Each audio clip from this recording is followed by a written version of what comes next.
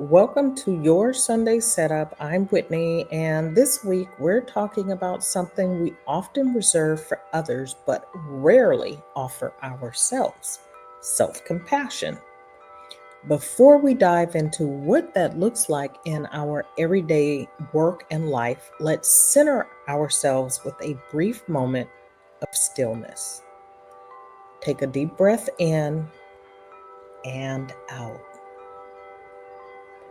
Let go of the tension from the week behind you. Now, breathe in a sense of grace and exhale any harshness or judgment you've been holding, especially toward yourself. Let's start this week grounded in kindness. Have you ever said something to yourself that you would never say to a friend? Maybe it sounds like, I should have done better, or why can't I figure this out? Or I always mess things up. We tend to be our harshest critics, especially at work.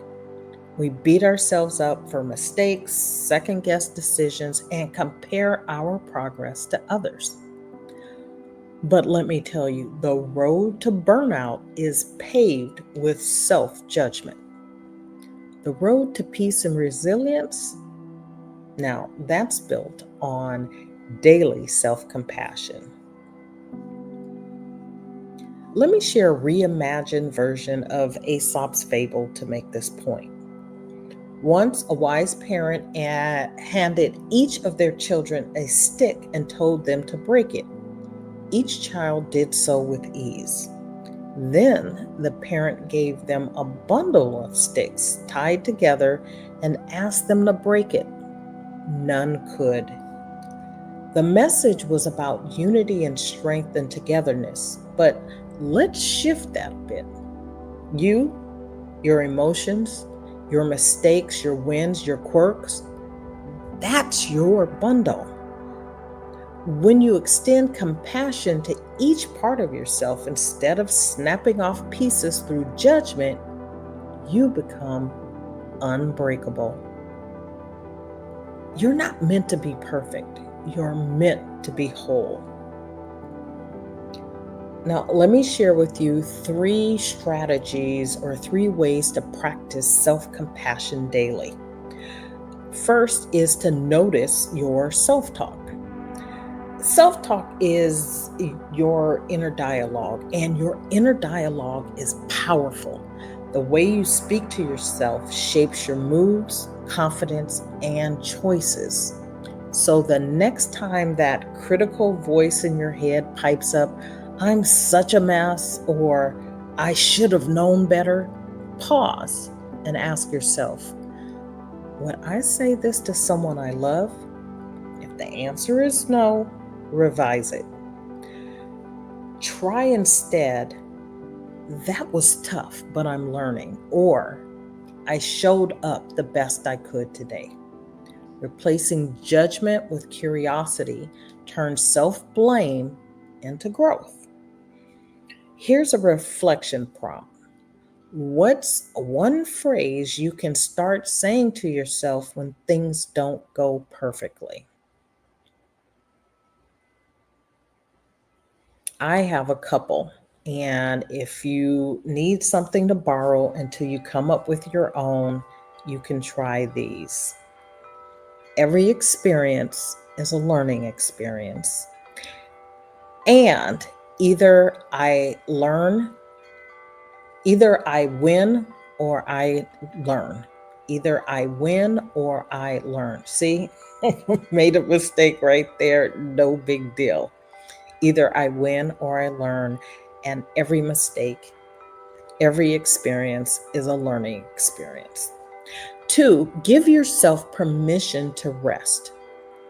We live in a world that glorifies hustle, but rest is not a reward, it's a requirement.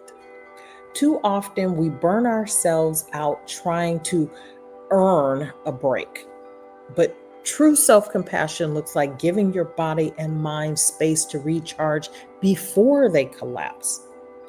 Rest can be as small as a 5-minute break, a full night of sleep, or an afternoon walk that nourishes your soul.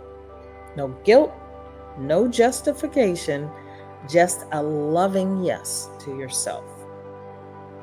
And here's a mantra you can try. I honor my limits. Rest is a wise act of love, not a weakness. I honor my limits. Rest is a wise act of love, not a weakness.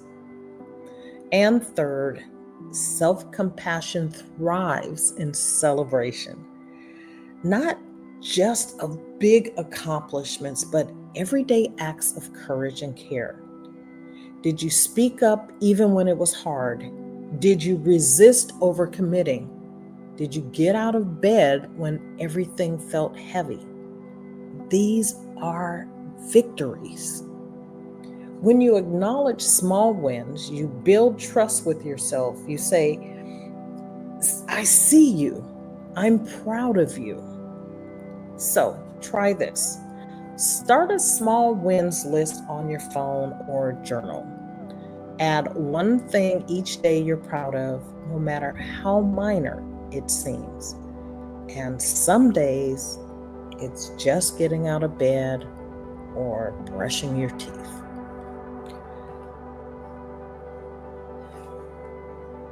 Practicing self-compassion isn't indulgent. It's essential. When you treat yourself with the same kindness you offer others, you feel resilience, deepen confidence, and shift from self-criticism to self-trust.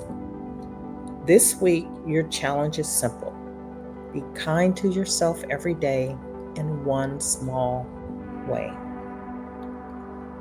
Next week, we'll explore finding joy in simple moments and how these overlooked flashes of beauty and peace can help us reclaim joy in the middle of a busy or stressful work life. Because sometimes the joy we're searching for is already right in front of us.